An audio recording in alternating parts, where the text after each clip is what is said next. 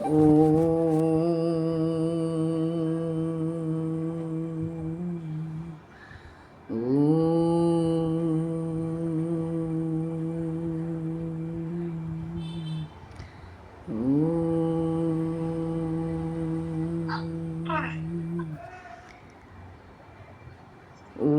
सहनाववतु सहनौ भुनक्तु सह वीर्यं करवावहै तेजस्विनावधीतमस्तु मा विद्विषावहै। ॐ शान्ति शान्ति शान्तिः। अखण्डमण्डलाकारं व्याप्तं येन चराचरं तत्पदं दर्शितं येन तस्मै श्रीगुरवे नमः। अज्ञानतिमिरान्धस्य ज्ञानाञ्जनशलाकया चक्षुरुन्मीलितं येन तस्मै श्रीगुरवे नमः। गुरुर्ब्रह्मा गुरुर्विष्णु गुरुर्देवो महेश्वरः गुरुरेव परं ब्रह्म तस्मै श्रीगुरवे नमः। स्थावरं जङ्गमं व्याप्तं यत्किञ्चित् सचराचरं तत्पदं दर्शितं येन तस्मै श्रीगुरवे नमः। चिन्मयं व्यापि यत्सर्वं त्रैलोक्यं सचराचरं तत्पदं दर्शितं येन तस्मै श्रीगुरवे नमः। त्वमेव माता च पिता त्वमेव बन्धुश्च सखा त्वमेव विद्या द्रविणं त्वमेव सर्वं मम देवदेव त्वमेव सर्वं मम देवदेव।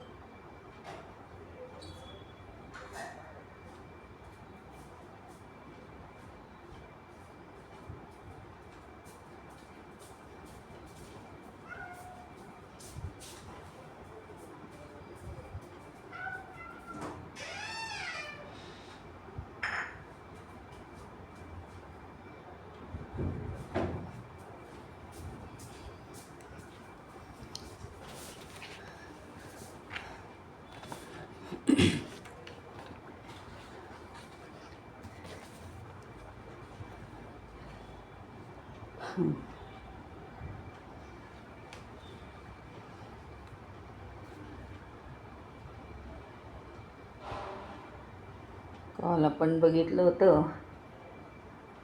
अद्वयानंद रसस्वरूपिणे नमः.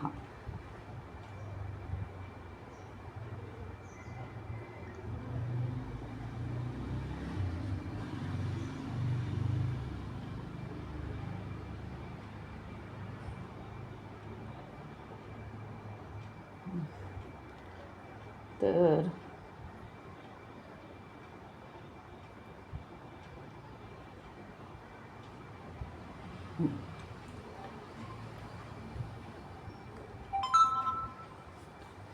आता आज आपण बघणार आहोत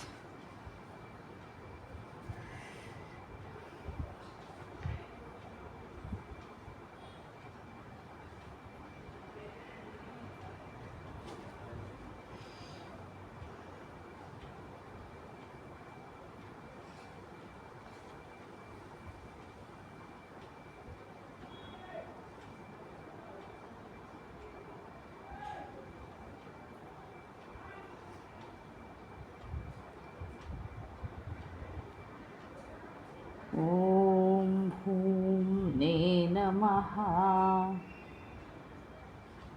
ओम भूमने नमः.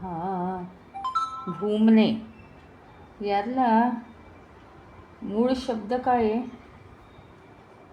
भूमा.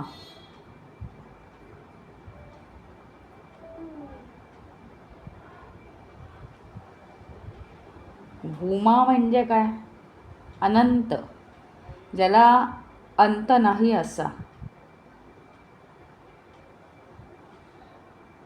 जे जन्मलं नाही आहे. मा म्हणजे नाही,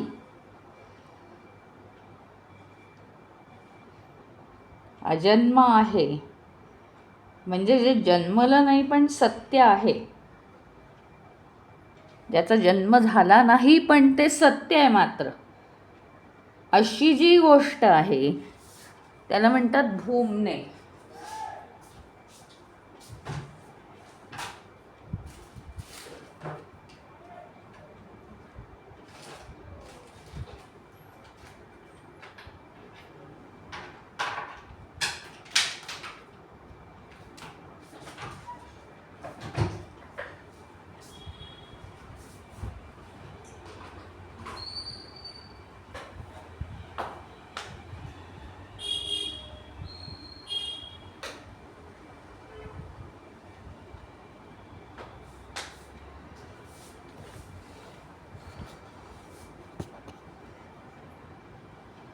म्हणजे काय?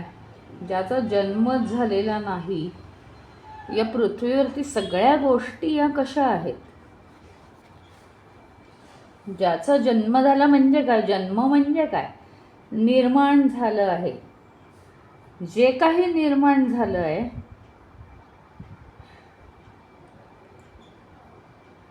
ते सत्य आहे असं आपल्याला वाटतं, पण त्याचा काय होतो? त्याचा नाश होतो. जे निर्माण झालं, जे निर्माण झालेलं आहे त्याचा नाश होतोय. आणि आता इथे एक अट काय सांगितली आहे की ज्याचा जन्म नाही झालेला, ज्याचा जन्म झाला नाही मात्र ते आहे, त्याला म्हणायचं सत्य.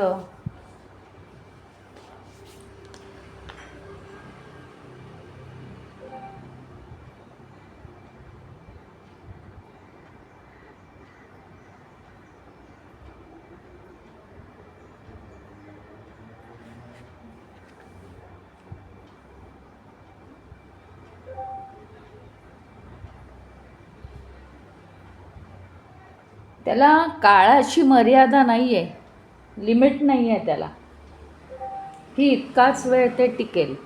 ज्याचा जन्म होतो त्याचा नाश होतो, त्याला काळाची मर्यादा आहे. मग हे सत्य कसं आहे? शाश्वत सत्य आहे, जे कायम टिकणार आहे, जे समोर दिसतंय. म्हणजे काय? दिसत नाही आहे ते सामान्य माणसाला, पण हवा कशी जाणवते ना आपल्याला. दिसत नाहीच कधी हवा, पण हवा आहे, हवा नाही आहे असं आपण जसं म्हणू शकतो, तसं मनुष्य जिवंत आहे किंवा चराचर सृष्टी चाललेली आहे म्हणजे ते आहेच. पण बघितलं तर ते निर्माणही झालेलं नाही आणि त्याचा जन्मही झालेला नाही. आता नवीन जर निर्माण झालं असतं तर ते नाशाला कारणीभूत झालं असतं. त्याचा जर जन्म झाला असता तर त्याचा मृत्यू झाला असता. आता सत्य ही गोष्ट अशी आहे की त्या सत्याला मृत्यू येऊन चालेल का? त्याच्यावर सगळी जीवसृष्टी अवलंबून आहे ना. तर त्याला मृत्यू येऊन कसं चालेल? त्याच्यामुळे जरी ते जन्मलं नसलं किंवा जरी ते निर्माण झालं नसलं तरीसुद्धा त्याला काळाची मर्यादा नाही आणि ते मात्र सत्य आहे. एकुलते एक ते सत्य आहे.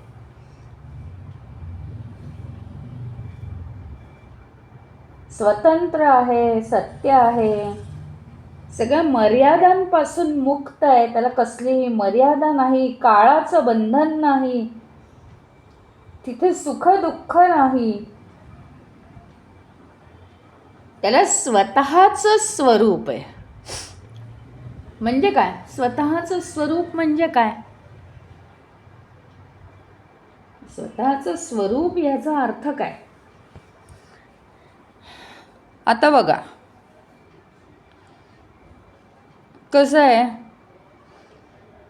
एक गोष्ट आहे, नाही साधी गोष्ट आहे, म्हणजे की आपण कुठल्या तरी कंपनीत काम करतो. काय झालं मग कंपनीत काम करतो म्हणजे तिथली बंधनं आली ना सगळी. त्यांच्या बंधनांप्रमाणे त्यांच्या नियमांप्रमाणे ते काम झालं पाहिजे, तितक्या वेळात झालं पाहिजे, त्यांना पाहिजे तसं झालं पाहिजे, तितकी क्वांटिटी काढली पाहिजे, तितकी क्वालिटी काढली पाहिजे आपण. हां, म्हणजे कुठलीही संस्था असो किंवा कुठलीही कंपनी असो, हे फॅक्टरी असो, परंतु जर तो आपला बिझनेस असेल तर काय आहे, त्याला बंधन आहे का? मग कसं आहे की आज आपल्याला दुसरं काम आहे, मग आज आपण बिझनेसमध्ये काही नाही केलं, नुसतं थोडंसं चालू केलं, बस. आज नाही काही केलं कारण आज दुसरी महत्त्वाची कामं होती. परंतु आपल्याला आता बिझनेस वाढवायचा आहे, आज भरपूर वेळ आहे आणि नवीन आयडिया काढून काय काय बरंच केलं, काही काही बरीच तयारी केली. इथे काय आहे की स्वातंत्र्य आहे आपलं आपल्याला, कारण आपलं स्वतःचं आहे, ते बंधन नाही कोणाचं. त्याच्याचप्रमाणे समजा आपण शाळेत जातो, शाळेत एखादी शिक्षिका शिकवते, त्याला सगळी शाळेची बंधनं आली, त्याच्यामुळे ती शिकवणं हे जे आहे ते लिमिटेड. कारण इकडे हे आहे, तिकडे तो कार्यक्रम आहे, इकडे प्रिन्सिपलची सही घ्यायची आहे, तिकडे पालकांना भेटायचं आहे, इकडे असं आहे, तिकडे तसं आहे, खूप गोष्टी आहेत. वेळेचं बंधन आहे, इतक्या वेळेच्या आत पेपर काढायचे आहेत, तितक्या वेळेच्या आत पेपर तपासायचे आहेत.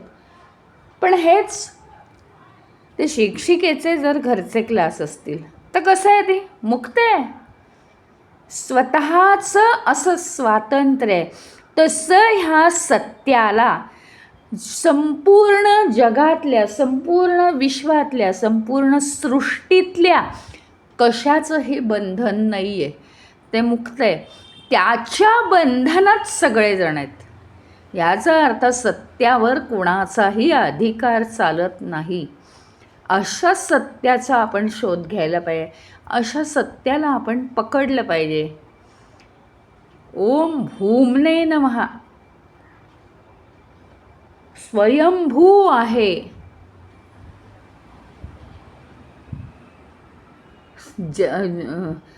हे नाही आहे, ते जन्म नाही आहे झालेला, त्याचा जन्म झालेला नाही.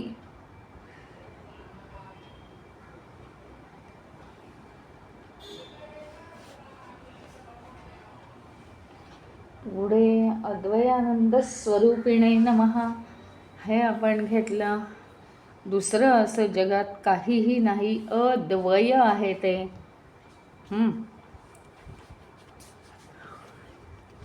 पुढे आहे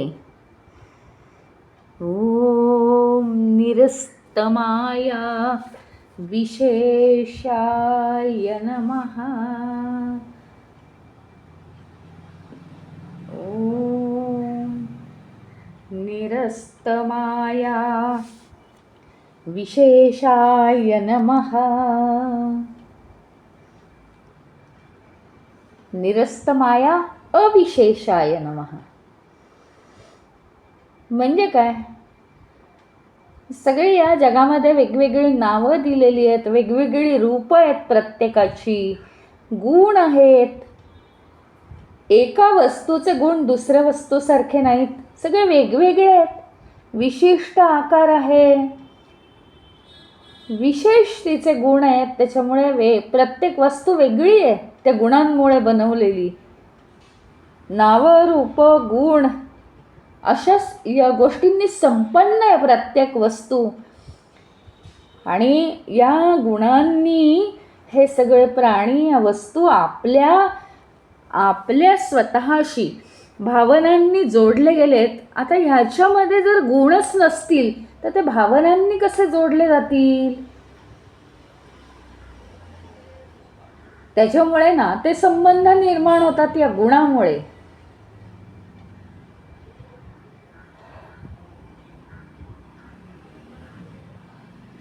आपण काय, कुठलीही वस्तू, समजा माझा मोबाईल आहे, माझं घड्याळ आहे, आणि ते असं आहे, ते तसं आहे, छान रिस्टवॉच आहे, त्यातलं क्लिअरली दिसतं, त्याच्यात असा प्रकाश पडतो, मला ते फार आवडतं. म्हणजे गुणांमुळे आपल्याला गोष्टी आपल्याशी रिलेट होतात, आपल्याशी नातं जोडतात, आपल्या भावभावनांचं विश्व त्याच्यामुळे तयार होतं.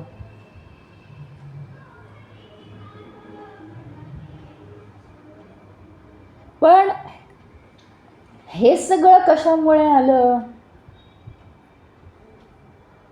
हे सगळं आलं कशामुळे?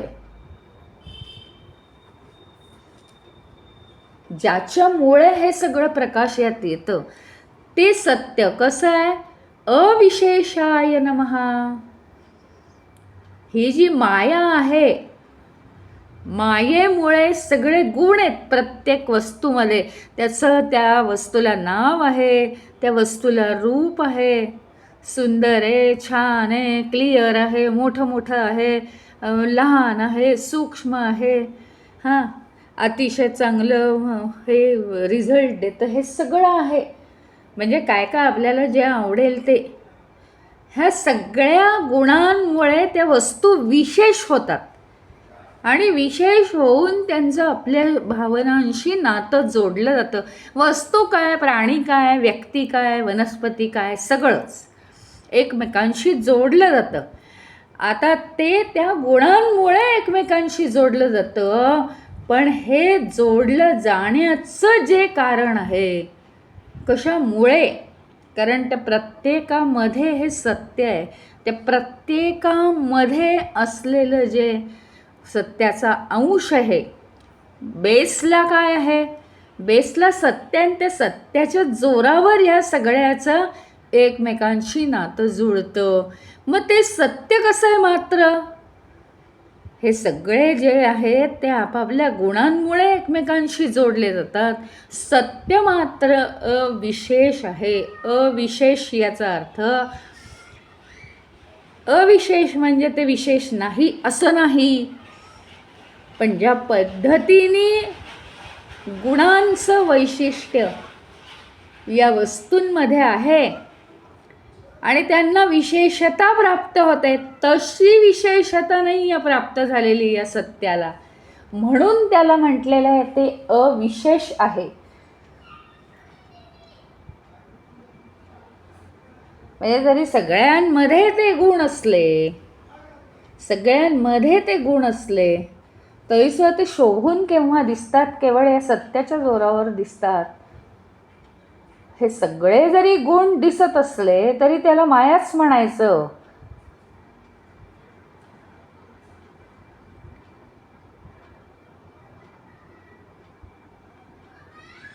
आणि मग जर आपल्याला समजायला लागलं वस्तूंची ही विशेषता आहे, पण त्यात आपण रमत नाही. पण प्रत्येक वेळी आठवण होते आहे की अरे हे कशामुळे, ज्याच्यामुळे हे समजतंय ते सत्य आहे, हे सत्य नाही. म्हणजे आनंद घ्यायला वस्तूंचं हरकत नाही आहे, परंतु त्याच्यात रमणं मात्र चुकीचं आहे. आणि नुसतंच मी रमत नाही असं म्हणणंही चुकीचं आहे. तर रमणं नाही ह्याचा अर्थ त्या वस्तूच्या विशेष गुणधर्मांकडे लक्ष न जाता, त्या विशेष गुणधर्मांकडे भलेही लक्ष गेलं तरी त्या विशेष गुणधर्मांच्या मागे, म्हणजे ह्याची एवढीही विशेषता कशाच्या साह्याने शोभून दिसते, तर सत्याच्या साह्याने. पाठीशी सत्य आहे म्हणून हे सगळं चाललेलं आहे, असं जर सारखं सारखं आपल्याला जाणवलं तर काय होणार आहे माहिती आहे का?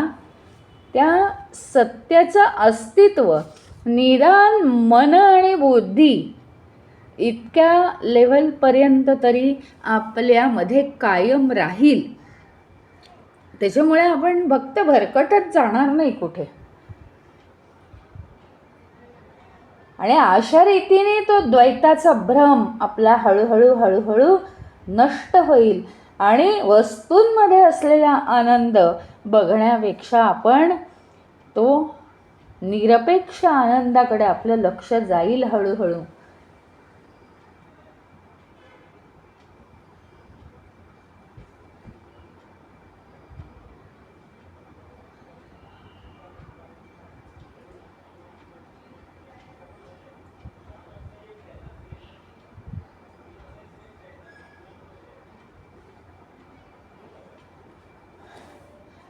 गंमत आहे बघा.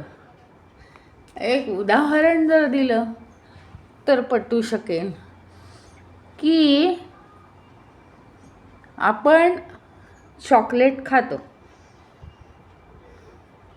चॉकलेट जेव्हा खातो तेव्हा आपण चॉकलेट दिलं कोणी लगेच तोंडात घालतो का? नाही, त्याचं रॅपर काढतो, त्याच्या आत ती गोड वस्तू रॅपर फेकून देतो. काय आहे माहिती का? आपल्याला सत्याची जाणीव व्हावी, सत्याची जाणीव आपल्याला व्हावी. मग आता सत्य हे काय आहे, कसं आहे? निर्गुण, निराकार, अव्यक्त. म्हणजे ते दिसणार कसं आपल्याला? इंद्रियातीत, म्हणजे इंद्रियांच्या पलीकडे.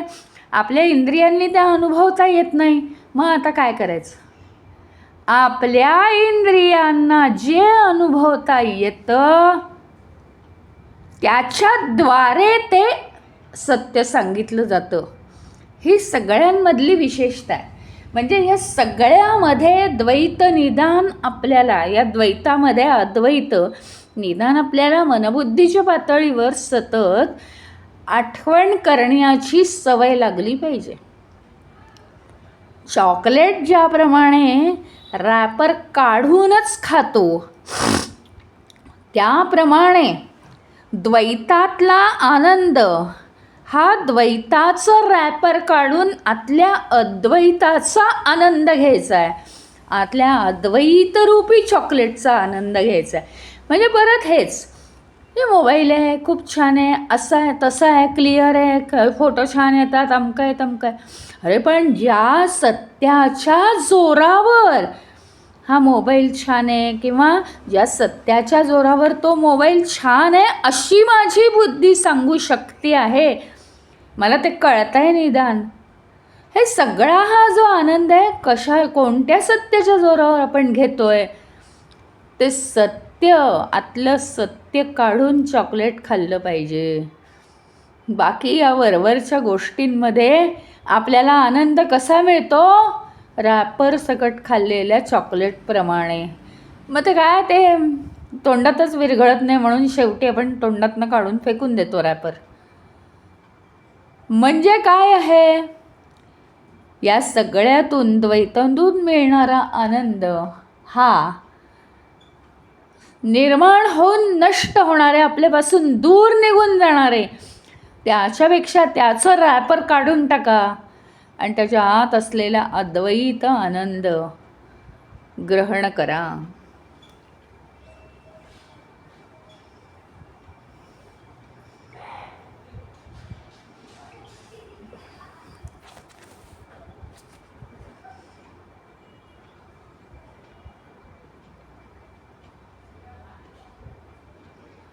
गुण जरी दिसले तरी काय आहे, गुणहीन जे सत्य आहे त्याच्यावर आपली नजर आपण रोखली पाहिजे. त्याचं आपल्याला रिमाइंडर असलं पाहिजे. ओम सच्चिदानंदाय नमः. अस्तित्वाचं स्वरूप काय आहे? सत. सत्य म्हणजे काय? अस्तित्वात आहे, अस्तित्व दाखवतं. सत्य म्हणजे अस्तित्व दाखवतं. केवळ अस्तित्व दाखवणारं म्हणजे काहीतरी आहे. पंखा लावलाय म्हणून गार वाटतं आहे. हवेचं अस्तित्व दाखवतंय. हे हवेचं अस्तित्व. गरम होतं तेव्हा हवेचं अस्तित्व कमी जाणवतं, ते नसतं. सत्य म्हणजे असणे किंवा होणे, म्हणजे अस्तित्व दाखवणे. चित म्हणजे काय? चित म्हणजे चैतन्य, म्हणजे चेतना, म्हणजे हालचाल, सजीवता आणणे. एक अस्तित्व असलं पाहिजे. दुसरं नुसतीच अस्तित्व आहे, चेतनाच नाही. म्हणजे हवा आहे का? अहो हवा तर असतेच ना सगळीकडे. हवा तर असतेच. हवेशिवाय जग आहे का? मग आम्हाला गरम का होतं आहे? कारण त्या हवेत चेतना नाही. चेतना याचा अर्थ हालचाल म्हणजे चित्त. आणि तिसरी महत्त्वाची गोष्ट आनंद. अस्तित्व आहे, चेतना पण आहे. थोडीशी झाडाची पानं हलत आहेत पण आम्हाला गरमच होतंय ना, अजून आनंद नाही मिळते. सत्याला हे 3 गुण अत्यंत आवश्यक. म्हणून एका शब्दात सत्य समजावून सांगता येतं. सच्चित आनंद. बस एका शब्दात सांगितलं. या 3 या डेफिनेशन्सला धरून एका शब्दात सांगितलं. सत्य म्हणजे एकतर अस्तित्व असलं पाहिजे, कायमचं अस्तित्व आहे या जगामध्ये, आणि म्हणून सगळं टिकून आहे. चित्त म्हणजे चैतन्य आहे, हालचाल आहे, त्यामुळे सजीव सगळे जिवंत आहेत हे कळतं. आणि आनंद ह्याचा अर्थ विनाकारण आनंद आहे. मनुष्य कितीही दुःखी असलं तरी जगतो. आणि तो जगतो कशावर माहिती आहे? आशा असते त्याला काहीतरी नक्की चांगलं आहे. म्हणजे खूप दुःख आहे. फार थोडे लोक कायमचे डिप्रेशनमध्ये जातात. ही म्हणजे त्यांची काय असते, आतली पॉवर कमी पडते. पण सर्वसामान्यतः मनुष्य हा आशेवर जगतो. आशा असते काहीतरी हाताला नक्की लागणार आहे. हे काय आहे तर कायमचं हे सत्याचा आनंद स्वरूप माणसामध्ये आहे आणि तो माणसाला पुढे पुढे नेतो. म्हणजे अस्तित्व तर आहेच, चेतना पण आहे आणि आनंद पण आहे.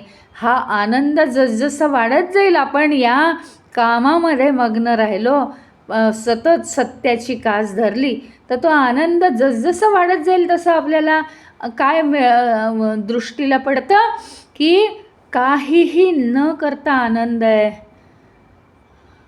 काहीही न करता आनंद आहे, नुसताच आनंद आहे. इतके दिवस मोबाईल आहे म्हणून आनंद होता, इतके दिवस टी व्ही आहे म्हणून आनंद होता. 2 दिवस पाहिलं मोबाईल टी व्ही सगळं बंद तरी आनंद आहेच. ही स्थिती जेव्हा येईल, बेचैनी नाहीच आहे असं म्हणतो आपण. थोडीशी बेचैनी आली होती पण काही नाही जास्त काही वाटलं नाही, म्हणजे तरी परत अडकलेलेच आहोत आपण. अजिबात निखळ आनंद आठवणसुद्धा आली नाही, तर मग मात्र खरं सत्य आपण प्राप्त केलेलं आहे. कित्येक गोष्टींशिवाय आपण राहू शकत नाही. त्याचं कारण हा जो सत्यापासून मिळणारा आनंद आहे, स्वप्रेरित आनंद, स्वतःचं स्वतः आनंद निर्माण करता आला पाहिजे. केवळ स्वतःचं अस्तित्व आहे म्हणून आनंदी आहोत आपण, असं कधी झालं तर मग आपण त्या मार्गावर आहोत.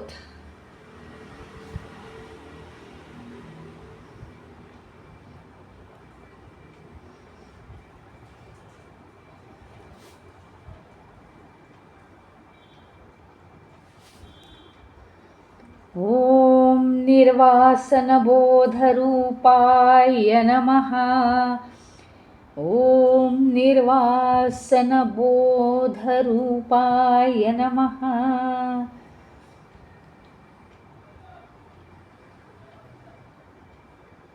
वास म्हणजे काय? गंध. अगदी कमी गंध म्हणजे निर्वासन. गंध म्हणजे काय माहिती का? कशाचा तरी गंध नको यायला, म्हणजे कुठलाही कलंक नाही. याचा अर्थ कुठलाही जो गुण आहे त्या गुणाची आम्हाला आवश्यकता नाही.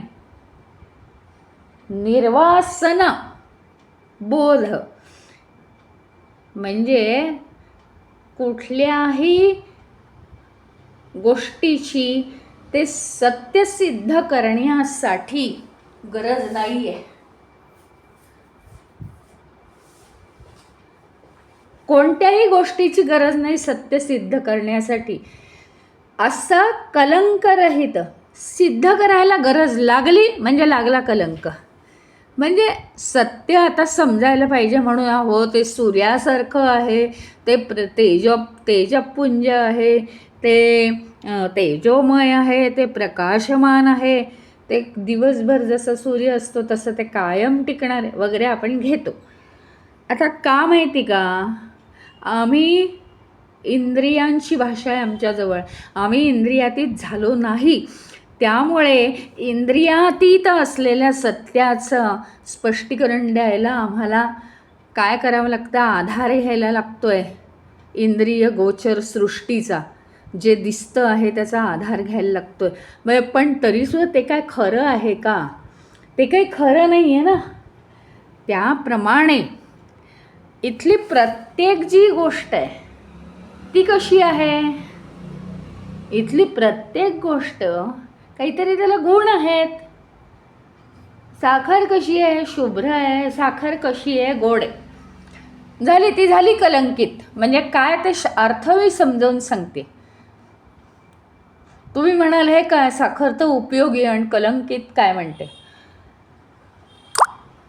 ज्याला गुण आहेत, ज्याला हे होण्यासाठी व्यक्त होण्यासाठी गुणांची आवश्यकता आहे.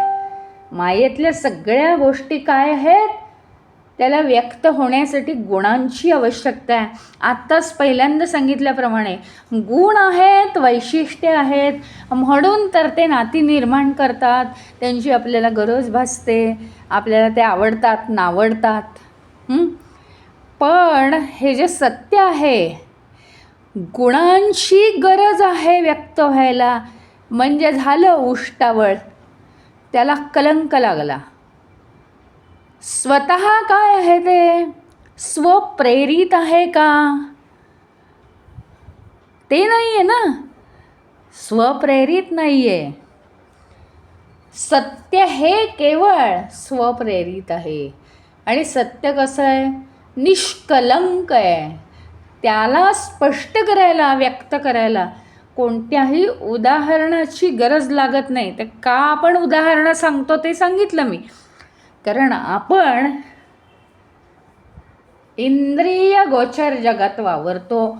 इंद्रियांच्या पलीकडे सत्य आहे आणि ते इंद्रियांच्या पलीकडचं सत्य आम्हाला इंद्रियांनी समजावून घेता येत नाही. म्हणून इंद्रिय जिथपर्यंत पोहोचतात अशा गोष्टींची आपण उदाहरणं देतो आणि निष्कलंक असलेल्या सत्याला कलंकित करतो. पण तसं ते नाही आहे, हे या नावाद्वारे समजावून सांगण्याचा प्रयत्न केला आहे.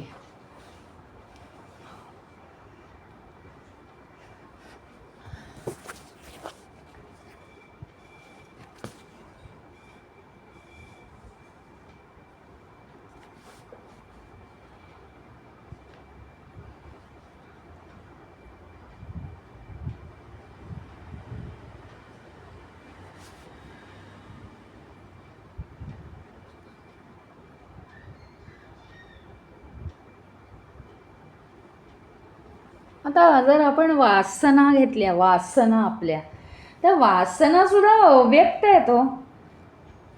पण संस्कार आहेत, आपले भूतकाळातले विचार आहेत, या सगळ्यांच्या द्वारे आपल्या कृतीतून माणूस कसा वागतो, कसा उठतो, कसा बसतो, कसा बोलतो, ओढून बोलतो, शांत बोलतो, हे सगळ्या त्याच्या गोष्टींवरून त्याच्या वासना काय आहेत ते कळतात. हां, आणि शरीरच मुळी ते वासना बनवतात.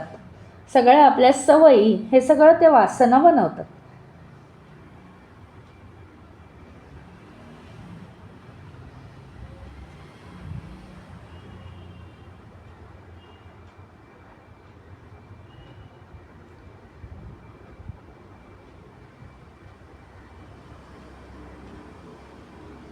आता या वासनांचा प्रभाव आपल्यावर आहे. वासना कशा बनतात हे आपण पाहिलं, पण या वासनांचा प्रभाव आपल्यावर आहे आणि म्हणून त्या वासनांनुसार आपण वागतो. पण या वासनांचा प्रभाव ज्याच्यावर नाही, म्हणजे तो अलिप्त होऊन राहतो.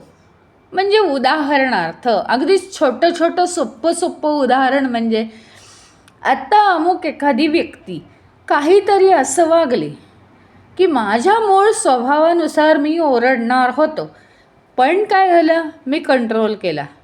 इथे काय आहे, मूळ स्वभाव काय आहे, त्या वासना काय सांगतात, आरडाओरडा, क्रोध करायचा. पण त्या वासनांप्रमाणे जी कृती होणार होती ओरडण्याची, ती झाली नाही. ह्याचा अर्थ वासनांचा आपल्यावर प्रभाव होऊ दिला नाही. आता तुम्ही म्हणाल हे कसं काय शक्य आहे? पुन्हा हे आपण खूप अभ्यासलेलं आहे की आपलं शरीर मनबुद्धी हे पंचमहाभूतात्मक आहे, त्याच्यावर काही ना काहीतरी सगळ्या गोष्टींचा परिणाम होतो. हे बघा, पाण्याचा परिणाम, तुम्ही भलेही रेनकोट घाला हो पाऊस आल्यावर, आता तो रेनकोटवर पाणी टिकत नाही हे ठीक आहे हो, पण रेनकोट ओला होतो का नाही, तो पावसाच्या पाण्याचा गुणधर्मच आहे ना, ओलं करणं सगळ्याला, तो त्याचा गुणधर्म आहे. म्हणजे पंचमहाभूतांचा हा गुणधर्म आहे की कुठल्याही गोष्टीचा आपल्यावर परिणाम करून घेणं. म्हणून आपलं शरीर मनबुद्धीवर परिणाम होणार. काही ऐकलं, चांगलं वाटलं, वाईट वाटलं, त्या क्षणापुरता तो परिणाम होणार, पण त्याला कंट्रोलमध्ये किंवा त्याचा आपल्यावर प्रभाव न होऊ देणारे आपण स्वतः, म्हणजे आपण सत्य आहोत, आपण तो परमात्मा आहोत, आपण ते तत्व आहोत, आपण पंचमहाभूत नाही आहोत. आणि म्हणून पंचमहाभूतात्मक असलेल्या देहमनबुद्धीवर जरी परिणाम झाला तरी तो आपण एखाद्या लहान मुलाला अगदी एक छोटासा डास चावला तरी तो रडायला लागतो, काय हे डास, मला इथे चावलं तिथे चावलं, थोडंसं खरचटलं रडायला लागतो, हे मला असं झालं तसं झालं, मी पडलो. हां, म्हणजे त्याला लगेच काहीतरी व्हायला लागतं. त्याच्याप्रमाणे आपल्या देहमनबुद्धीला जरी काही झालं तरी त्या गोष्टींना, या सगळ्या मायेपासून ताबडतोब दूर करण्याचं काम कोणाचं आहे, आपलं आहे ना. आपण कित्येक वेळा बघितलं, हे देह मन बुद्धी ही आपली बालकं आहेत, छोटी बालकं. त्यांच्यावर त्या पंचमहाभूत असल्यामुळे त्यांच्यावर मायेचा प्रभाव होतो. जसा वासनांचा प्रभाव आपल्यावर होतो, आपल्या देह मनबुद्धीवर होतो, आपल्यावर नाही होत. देह मनबुद्धीवर हा प्रभाव होतो, परंतु तो प्रभाव चैतन्यावर, सत्यावर होत नाही. आणि तो जर आपण सत्य बनून त्याच्यावर प्रभाव होऊ दिला नाही, तर आपण त्याच्यापासून हळूहळू अलिप्त होत जातो. आणि हे गुरुमध्ये प्रकर्षाने असतं, त्या गुरुनी सगळ्यावर विजय मिळवलेला असतो. या सगळ्या गोष्टींचा, वासनांचा, त्यालाही गतजन्म आहेच, कारण त्याला मनुष्यजन्म मिळाला आहे, याचा अर्थ त्याला गतजन्म आहेच. तर वासनांचा प्रभाव त्याच्यावर पडत नाही. जो काही प्रभाव पडायला लागतो तो नष्ट करून टाकतो. काहीतरी उदाहरणार्थ, एक कुत्रं आहे, ते जवळ येतं आहे, छोटं बाळ रडायला लागतं आहे, लांबूनच कुत्र्याला पाहून आपण त्याला काठीने शुक शुक शुक शुक करून त्या हाकलून देतो आहे. बाळ आनंदी होतं कुत्र्याला लांब निघून गेलं म्हणून. ह्याप्रमाणे दिवसभरातून अनेक ज्या गोष्टींचा या बालकांना, देह मनबुद्धीला क्लेश होत असेल वासनांचा, तो काठीने हाकलून लावायचा आहे. सत्याची स्मरण असणं हीच मुळी काठी आहे या वासनांना लांब ढकलण्यासाठी. आपल्याला ते जाणवलं पाहिजे. आलं, पुन्हा आलाय प्रभाव, पुन्हा आलाय हल्ला या वासनांचा, परतवून लावा तो. जसं भारत छोडो आंदोलन होतं, तसं देह छोडो मन छोडो असं सांगायला पाहिजे. त्या वासनांना लांब करायला पाहिजे आपल्यापासून. आणि अशा रीतीने वासनांना दूर केलं की ही माया, या वासना आपल्या गुलाम होतात.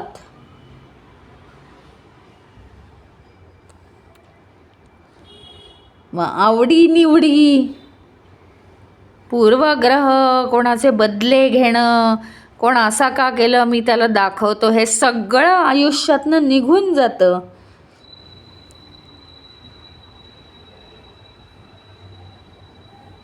लहान मुलं खूप भांडतात, पण आई वडील त्यांना म्हणतात भांडू नाही, खेळायचं, रडायचं नाही, तोपर्यंत ठीक आहे. पण जेव्हा त्यांना हे माझं मूल आणि ते दुसऱ्याचं मूल, मूल हे मूलच असतं, ते काय आपल्या मुला एवढं असतं, दुसऱ्याचं मूल छोटं असतं. ह्यालाही नाही कळत तसं, त्यालाही नाही कळत. पण दुसऱ्याचं मूल ते फार लबाड आहे, ते असं करतं, त्याला चांगल्याच सवयी नाही आहेत, आणि तू त्याच्यात खेळायला जात जाऊ नकोस वगैरे वगैरे. हे जेव्हा आई वडील मध्ये पडतात त्यावेळी सगळा गोंधळ आहे. त्यामुळे काय आहे माहिती का, सत्याचं काम काय आहे, हे इंद्रिय मनबुद्धी, हा अहंकार, हे चित्त, चित्तातल्या वासना, हे देह, या सगळ्यांमध्ये सतत गोंधळ चालू राहणार. पण त्याच्यापासून आपण अलिप्त आहोत ही तरी आपल्याला जाणीव झाली पाहिजे कायम. ती जाणीव जर आपल्याला झाली तर आपण त्यातनं काहीतरी मार्ग काढू शकतो आणि आपल्याला काहीच होत नाही. एक मोठा मनुष्य कसं ही भांडणं सोडवतो, त्याच्याप्रमाणे हे चाललेलं असतं आणि त्यातनं मार्ग काढणं चाललेलं असतं. आपल्याला कशाचाही त्रास, कशाचाही क्लेश होत नाही.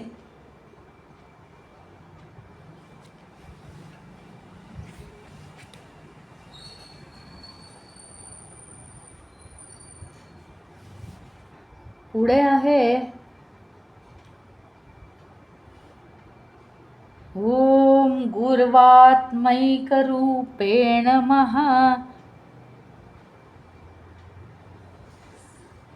ओम ईश्वर गुर्वात्मैक रूपेण महा. ईश्वर गुरु आत्म एकरूपिणे नमः.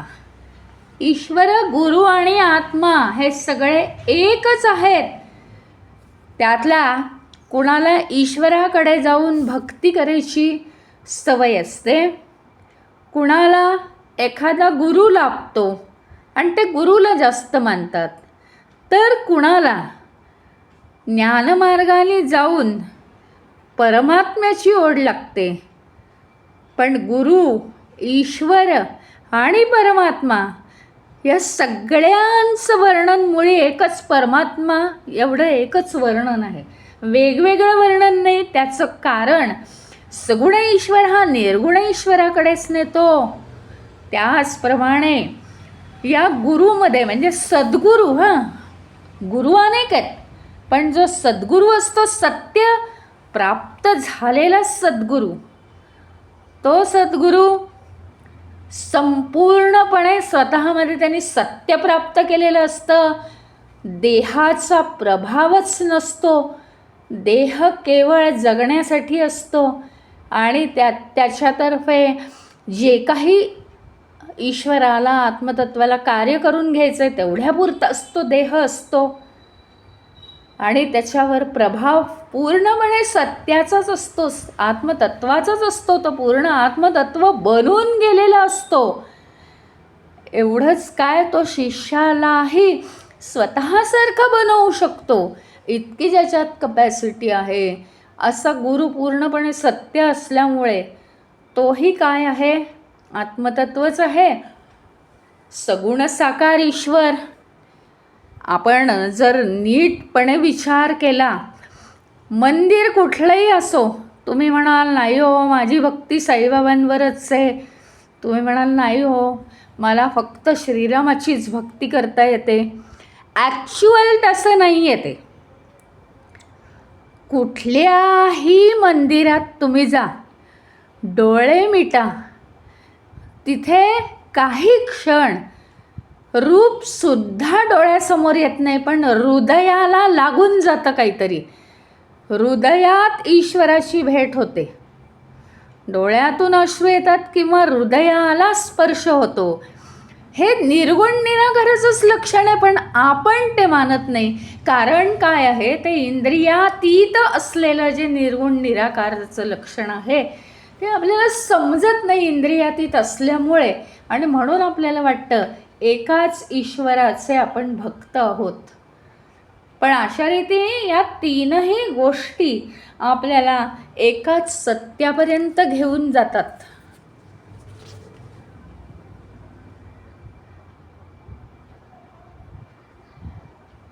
काय आहे, एकमेव आहे सत्य. काय आहे, काही शिष्य हे जे असतात किंवा काही मानव हे मनाने अत्यंत शुद्ध आहेत हो, पण थोडीशी ना त्यांना त्या गोष्टीचा स्पर्शच होत नाही, म्हणजे ग्रंथ वाचूनसुद्धा.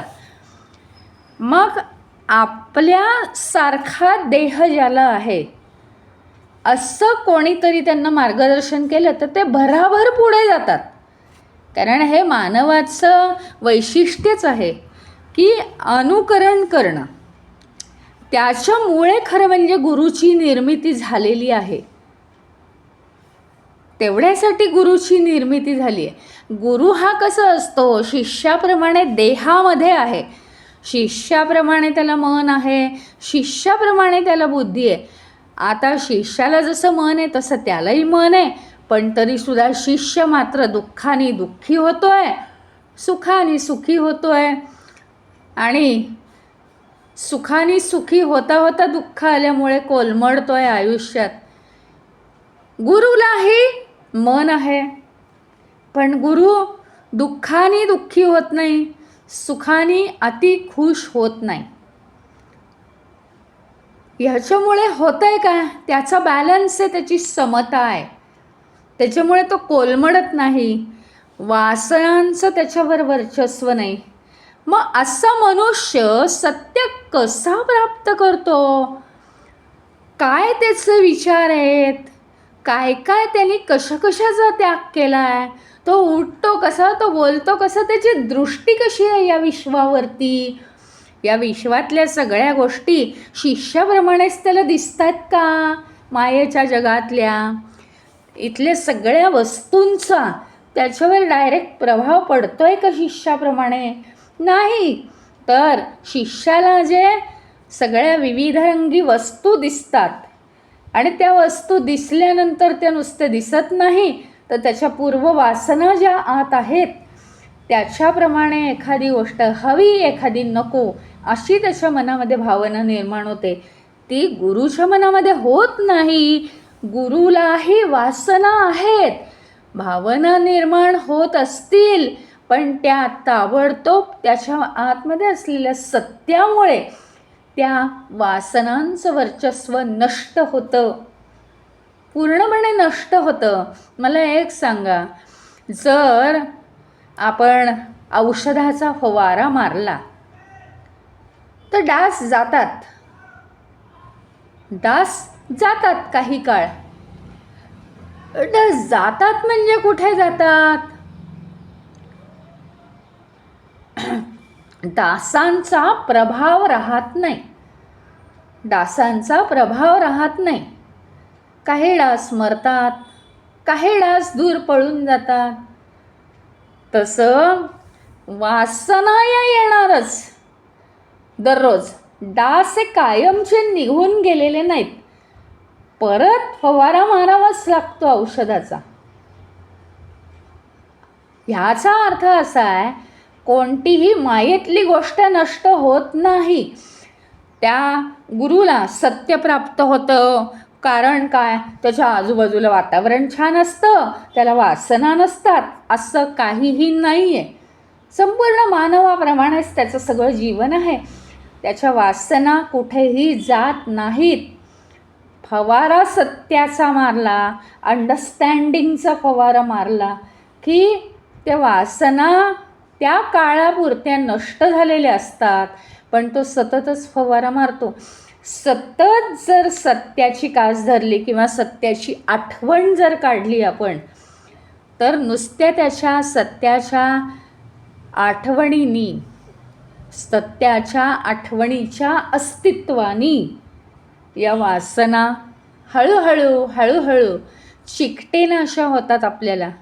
चिकटल्या नाही की मग ते पडूनच जाणार, पण जोपर्यंत आपल्याला चिकटतात तोपर्यंत त्या कायम राहतात.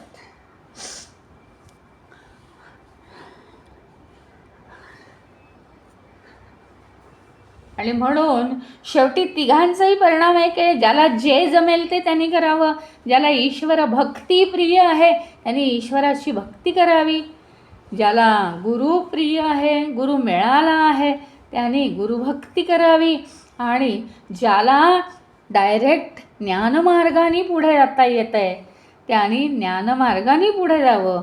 ज्ञानमार्गाने जात असताना मात्र मी खूप हुशार आहे आणि मला ज्ञानमार्गच चांगला सोप्पा पडणार आहे बरं का, मला ज्ञानमार्गच पाहिजे, मला गुरु बिरू आवडत नाही, कशावरही अवलंबून राहायला आवडत नाही, हा विचार करणंसुद्धा अहंकार आहे. आणि असं आपण आयुष्यात काहीही ठरवू शकत नाही, ते जसजसं होत जातं. मी असं म्हणू शकत नाही की गुरु म्हणजे गुरुच पाहिजे मला. पुढे जाऊन काय होतं, जसजसं आपल्याला पुढे पुढे पुढे पुढे मार्ग मिळत जातो तसतसा कधी गुरु आहे आणि कधी गुरु नाही. म्हणजे हे काय असं ठोस नाही आहे प्रकरण. त्याच्यामुळे कोणतंही फिक्स असं उत्तर पकडू नये, पण या तीनपैकी कशाचाही संघ आपल्याला ज्यावेळी असेल त्यावेळी समजावं की सत्याला आपण धरू शकतोय.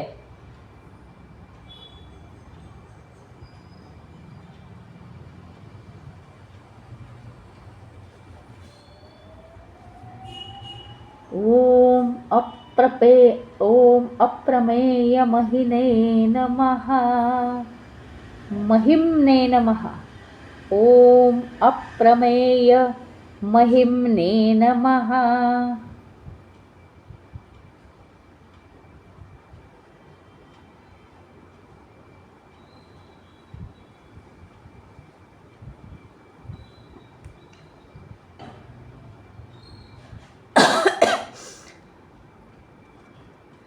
आता हे हा शब्द आहे ना माऊलींनी वापरलेला आहे, प्रमेयांची उद्याने. आठवत असेल तर ज्ञानेश्वरीत अतिशय प्रसिद्ध शब्द आहे हा. ही प्रमेयांची उद्याने द्यावी लागतात. म्हणजे काय माहिती का, प्रमेयांची उद्याने याचा अर्थ सगळ्या गोष्टी समजण्यासाठी आपल्याला अनेक अनेक अनेक उदाहरणं द्यावी लागतात. हां, आणि ही जी उदाहरणं आहेत ना, ही सगळी काय आहेत, या सृष्टीमधली सगळी नाशवंत उदाहरणं आहेत. सगळी नाशवंत उदाहरणं आहेत ही. आणि प्रमेय ह्याचा अर्थ सिद्धांतसुद्धा. सिद्धांत, सृष्टीचे काही सिद्धांत आहेत, 3 गुण आहेत, पंचमहाभूत आहेत, अशीच चालणार तशीच चालणार. सत्याचा सिद्धांत काय, काहीही नसणं हाच सत्याचा सिद्धांत आहे. काहीही नसणं हा सत्याचा सिद्धांत आहे. त्याला गुण नाही, त्याला आकार नाही, त्याला वासना नाही, त्याला विचार नाही, म्हणजे सत्य पूर्णपणे स्वतःचं त्याचं असं स्वतंत्र वैभव आहे सत्याचं. त्याला कशाची प्रमेयांची गरज नाही, उदाहरणांची. अनंत वैभव आहे. आणि ते सत्य स्वतः सर्व शक्तिमान आहे आणि सर्व व्यापी आहे. दुसरं काही त्याला सांगावं लागत नाही की ह्याच्याप्रमाणे त्याच्याप्रमाणे. अपार वैभव आहे त्याचं खरं, त्याचं स्वतःचं. आणि तसं जर पाहायला गेलं आपण, तर ही जी सृष्टी आहे, विविध गुणांनी नटलेली ही जी सृष्टी आहे, तर ही सृष्टी हे सुद्धा सत्याचंच वैभव समजा. पण कसं माहिती आहे का, हे जे सगळं जे आपल्याला जाणवत आहे ना, ते सत्याच्या जोरावर ते जाणवत आहे आपल्याला. काहीही असेल, मग दुःखी गोष्ट येऊ दे किंवा सुखाची एखादी गोष्ट येऊ दे, पण हे जाणवतंय मला कशामुळे, केवळ सत्याचं अस्तित्व आहे म्हणून जाणवतंय. बाकी काय, हे सगळं जे आहे ते संपणारच आहे. मग त्यातला इंटरेस्ट चालला जाईल बघा. मग त्याचा चांगलेपणा वाईटपणा निघून जाईल. म्हणजे प्रत्येक गोष्ट त्याचे गुण प्रकट करते आहे.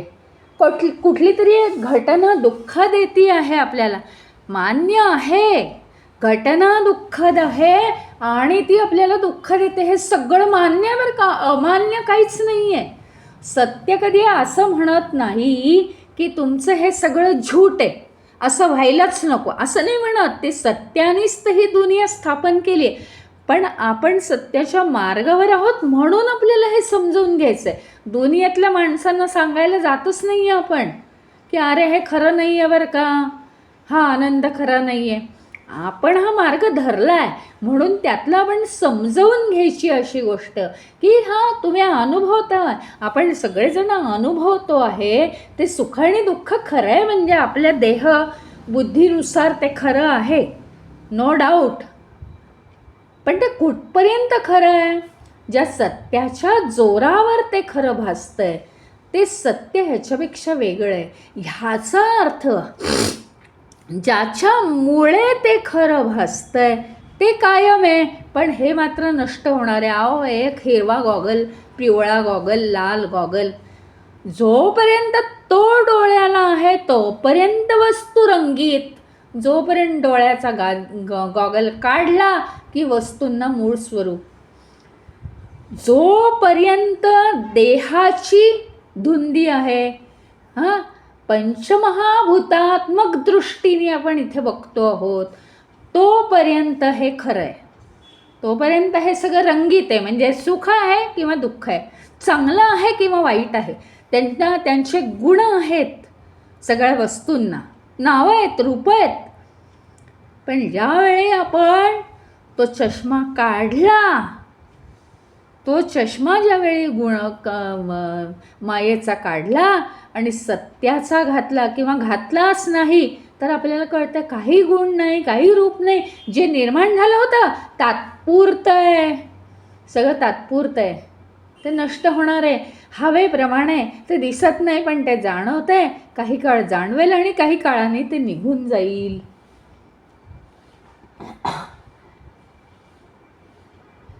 असं अगाध ज्ञान जर आपल्याला झालं, तर या सत्याचं महत्त्व, महिम्न ह्याचा अर्थ महत्त्व आपल्याला जर पटलं, तर कुठल्याही गोष्टी आपल्याला हलवू शकत नाहीत. आता आपण आज इथे थांबूया.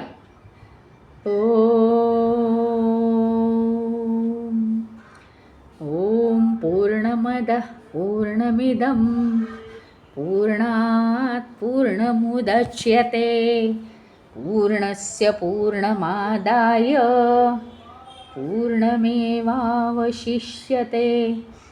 ओम शांती शांती शांती. हरि ओम. श्री गुरुभ्यो नमः. हरि ओम.